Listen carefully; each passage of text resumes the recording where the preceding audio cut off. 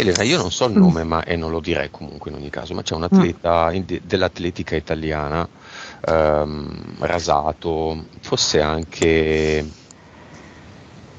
insomma, molto di bell'aspetto, molto famoso, che aveva accusato il malore improvviso. Adesso improvvisamente sta benissimo e mi sembra che fosse alle Olimpiadi. Che è successo?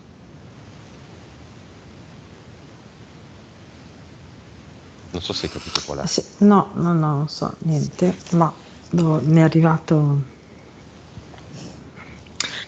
l'immagine e la prima cosa che mi fa vedere è che vedo questa grossa bolla che gira in tutto il suo corpo e poi gli arriva al cervello in quel momento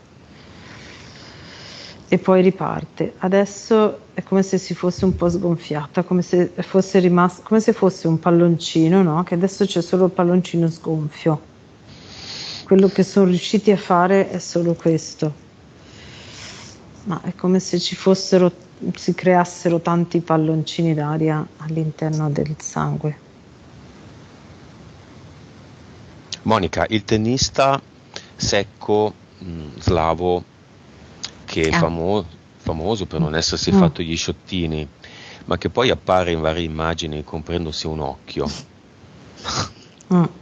Si è fatto gli sciottini o no? No. Gli altri se li sono fatti o no? Alcuni sì hanno dovuto. Ma quindi qual è la questione? Due fazioni? Allora, la questione entrambe le fazioni lo volevano, infatti forse più volte con Elena abbiamo visto che c'erano sia pleiadiani che siriani dietro questo progetto, quindi entrambe le fazioni. Sì, che generalmente sono antagonisti e invece hanno collaborato per questa diffusione, no, di Cinivac. Però diciamo che allora, vediamo un po' se riesco a spiegarmi così.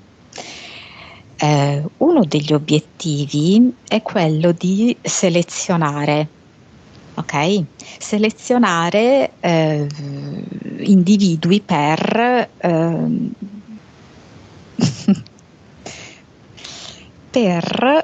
la creazione di una nuova popolazione.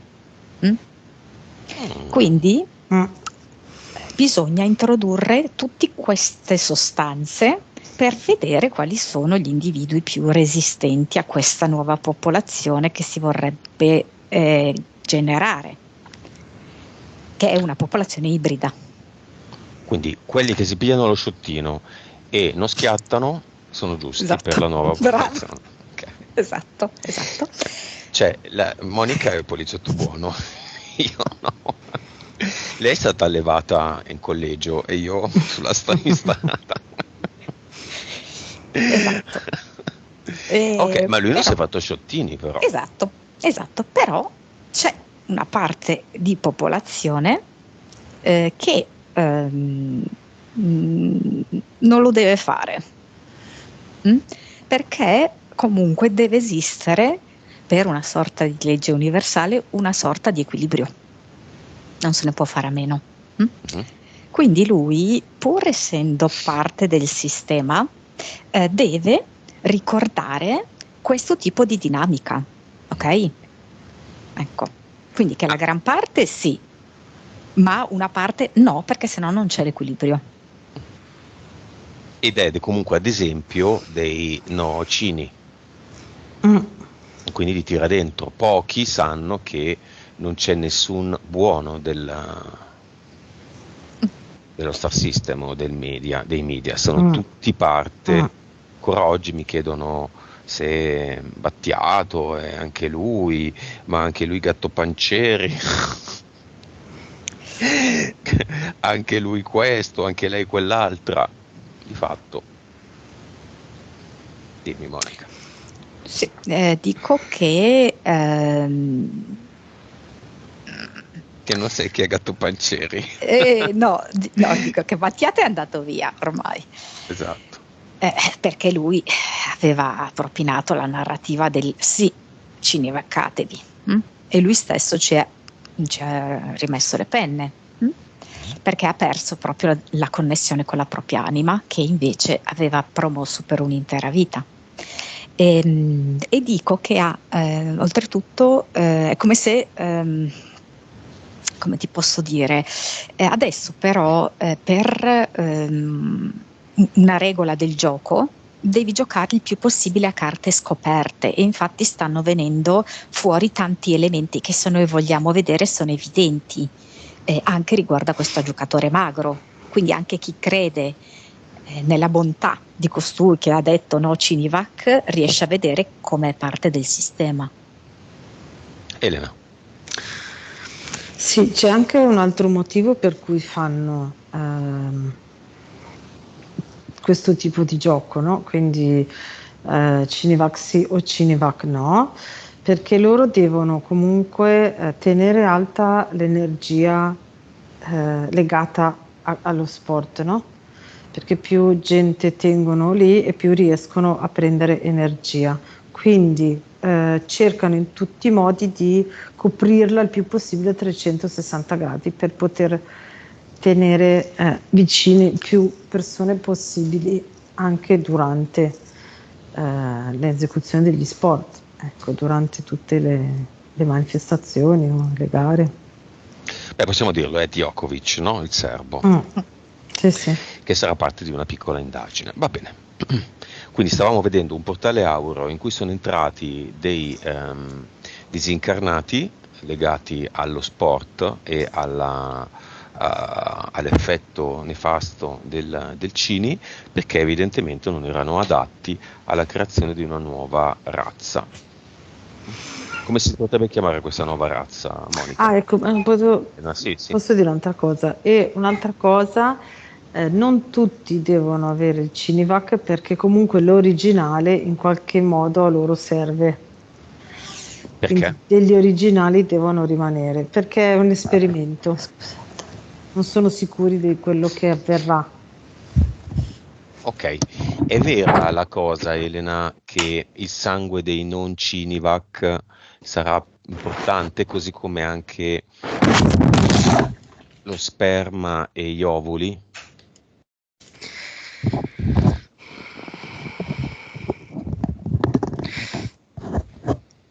Allora, vedo di più il sangue, nel senso che è, a livello, diciamo, di popolazione, di numero di popolazione, il sangue è più fondamentale, e quindi è quasi come se in futuro vedo un momento dove c'è un po' di panico per poter reperire sangue no Cinivac, ok? Lo sperma e gli ovuli sono più parte dell'esperimento. Vedo anche che cercheranno di mischiarli per vedere cosa succede anche in vitro, ecco, Monica, in maniera artificiale. stessa domanda.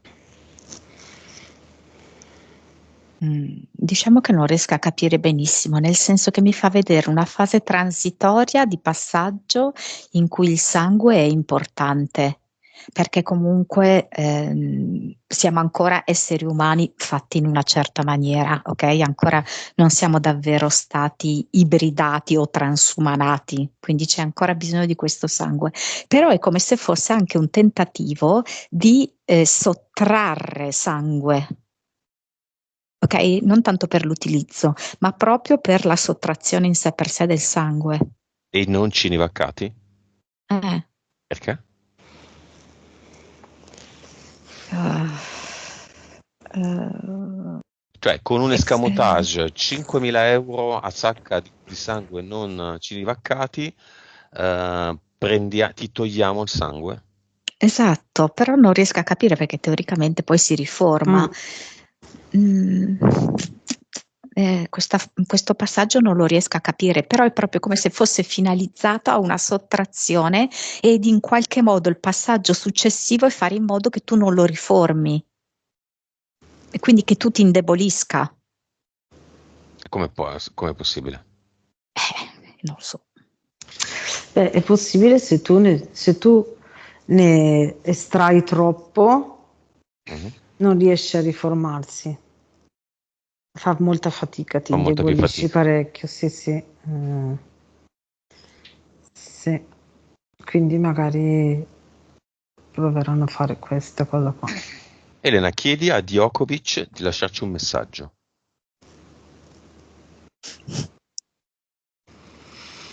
Leggete tra le righe e mi fa vedere come se lui passasse una pallina da tennis, però cioè, passa con la mano come se andasse in una traiettoria veloce, ma lui la fa vedere a rallenti e mentre va a rallenti la pallina da tennis esce una scritta. Quale? Siete tutti sotto attacco, attacco ma non inteso ehm, che- attacco inteso collegati, siete attaccati, mi fai vedere, siete tutti sotto attacco, collegati però. Monica.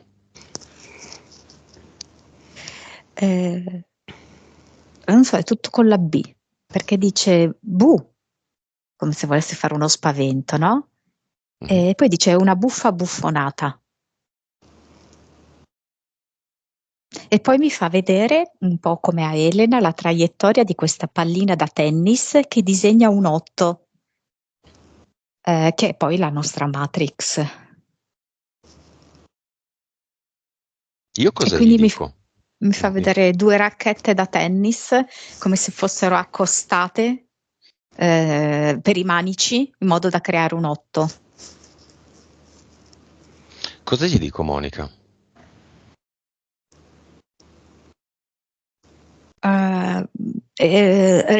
Vedo che sei seduto tipo su un trono e ridi di tutto questo. Non ho mai creduto a nessuna di questa, a nessun aspetto di questa buffonata. A lui Sono lo al di dico. sì, sono al di sopra di questo gioco, riferendoti anche alle racchette da tennis e a tutto il gioco nel complesso. Ha raggiunto, vedo adesso, l'oro olimpico. Io no, per esempio. Dipende di quelle Olimpiadi parli. Questa. No, Ma no, nel lui è senso. miliardario, io no. E lui ha fatto dei patti. Allora, c'è da dire una cosa: noi per raggiungere degli obiettivi abbiamo due strade, tutti quanti.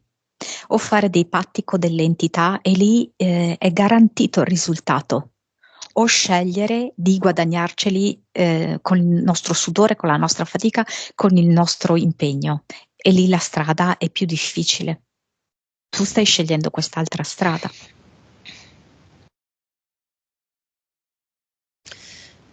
È anche vero che l'abbondanza esiste, ovunque. Certamente. Sì. Anche senza fatica.